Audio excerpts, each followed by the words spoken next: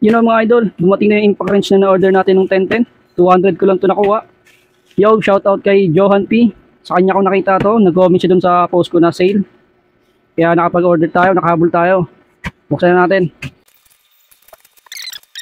Bali 3 yung in-order ko na ito, no. Iba-ibang account. Dahil hindi ko ginawa yung madami ang order. Solid. Yung manual pa. Siyempre yung charger. Yun, basag lang. Pero okay lang yan. 21 volts. And siyempre ito muna mga kanyang yan, mga balon. Ako, sa amin. Yun, oh.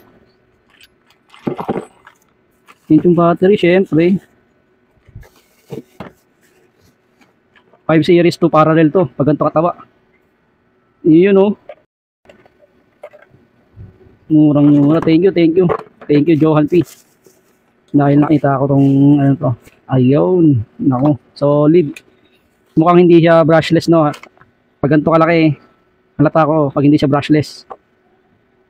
Pero okay na yan. Murang-mura na. 200. Battery pa lang yan. Baka bala pa lang ng impact yan eh. Ayun, oh. Solid. Ito yung mga maganda ipamigay, no. Nakawa mo ng mura. Tapos pamigay mo. 3 to eh. Pamimigay ko to. Paano ba ito balagyan ng bala? Hindi ka pa nasubukan ng impact wrench.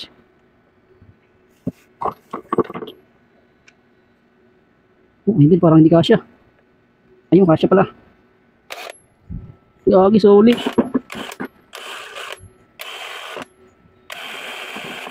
Ayos. Thank you, thank you. Yun lang mga idol. Salamat.